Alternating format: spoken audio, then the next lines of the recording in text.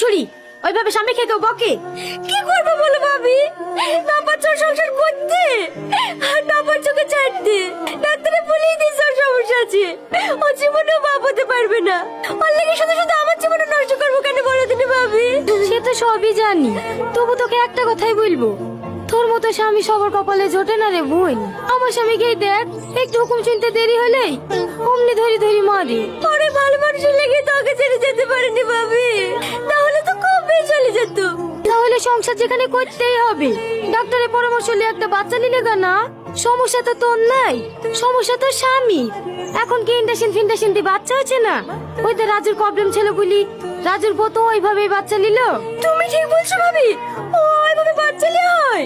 হ্যাঁ তাহলে ভাবি কালকে তো শুক্রবার, কালকে তুমি আমার সাথে একটু যাই হবে ভাবি? আচ্ছা আচ্ছা ঠিক আছে লে। তুই